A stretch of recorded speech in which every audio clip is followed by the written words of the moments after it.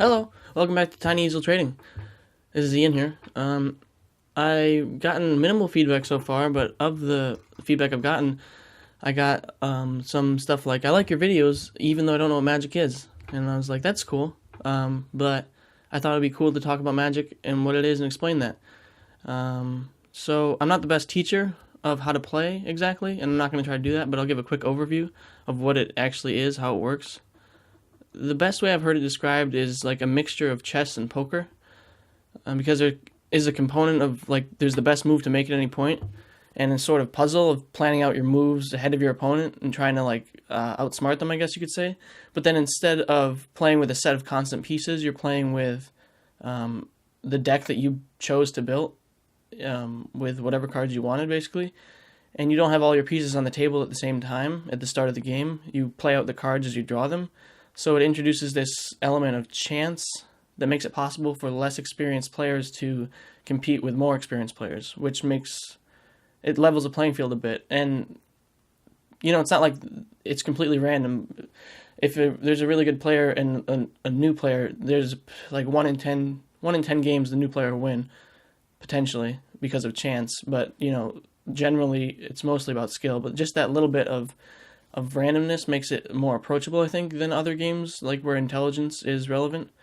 The object of the game is to reduce your opponent's life total to 0 before they do the same to you.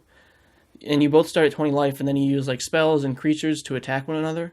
Creatures can block, and spells can do so many things. They can just do damage directly to your opponent, or they can kill a creature, or they can stop someone else's spell from doing something, or they can make your opponent discard. They can make you draw. All sorts of stuff. There's also like equipment, like armor or shields or swords, and enchantments that do all sorts of things. But that's just the basic building blocks on which all the other stuff is built. And they've added so much stuff since they started doing it. It's developed quite a lot. It's been around since 1993. It's 25 years old. This is the 25th year. And there's a lot of formal ways to play. You can play 1 versus 1, and you can play with 4 people. Those are both, like, one's called Commander, one's just regular. Most of the other formats are 1 versus 1. You can play with different card pools. There's a drafts where everyone opens up new cards and picks out the ones they want to make a deck, and then they play. The different card pools are for different formats, so like different formats are just different card pools. There's Standard, Modern, Vintage, and Legacy. Standard is the most recent cards. Modern is like older to newer, but not the newest cards. Vintage is the mostly just old cards, and then Legacy is any card that's ever been printed is legal in Legacy in any set, which is cool because some sets are printed for non-standard. They never get see play in Standard, but they get played in Legacy. There's also this cool format called Pauper, which is only common cards because there's different rarities that the cards are printed at. And then like 70% of the people that play are just casual players that don't actually play in any tournaments or any formal play styles. They just play with whatever cards they have, like at the kitchen table, and it's fun, and it's all fun. But it's not about money or winning the tournament or anything like that. It's just about, we like Magic. We don't care about necessarily playing like the perfectly correct way, and we have these cards and we're gonna play with them. The reasons the cards have value is because they're sold in sealed packs of 15, and like I mentioned before, there's different rarities, and so they're all randomized, and you don't know what you're going to get. And generally, the better cards are rarer, so since they're harder to find in a pack at random, you can just buy the specific cards on the secondary market of sellers. There are people like me who open packs and then take the cards that are worth money and sell them online or at game stores or wherever they want to sell them, and then they just do whatever with the ones that aren't worth anything, and they kind of do the work for you of finding those random good cards. And so how easy it is to find a card and how many people want to play with that card determines its price. It's pretty much just supply and demand. The oldest cards have added value because they've sort of transcended the value derived from playability and have this sort of nostalgia collectability that makes them worth tens of thousands of dollars potentially. Those are the ones that are in like perfect condition, though. It's like 25 years old. If you find a card that's in that good of condition or whatever, that's really old, really playable, and really iconic, I guess is the word people like to use, it can be worth so much money. But then there's also cards like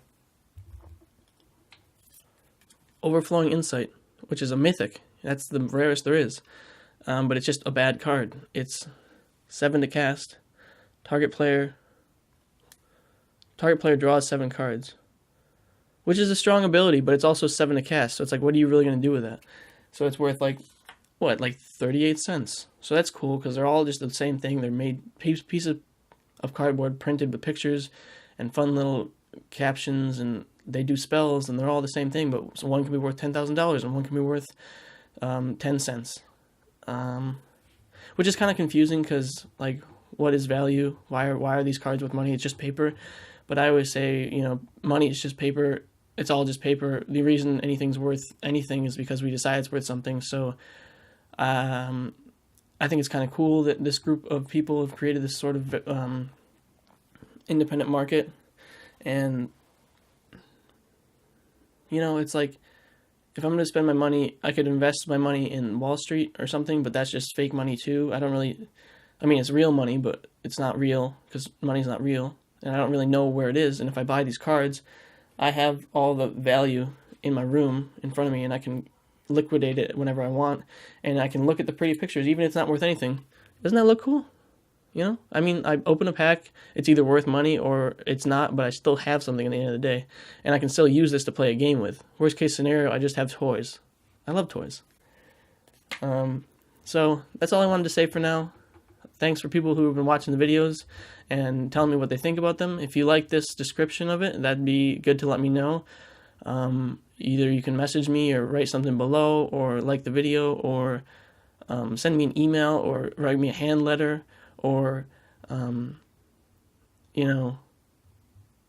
always Instagram DMs, there's Twitter DMs, there's Facebook messages, I don't need to tell you all the ways that we have to communicate nowadays. You could make your own YouTube channel and upload that video, and then do we could have a YouTube channel crosstalk. That could be fun. So yeah, just thanks for watching, the people that have been watching, even if you don't understand Magic. I hope this helped. If you have any questions, please let me know. I hope everyone's enjoying the days leading up to Christmas. Bye.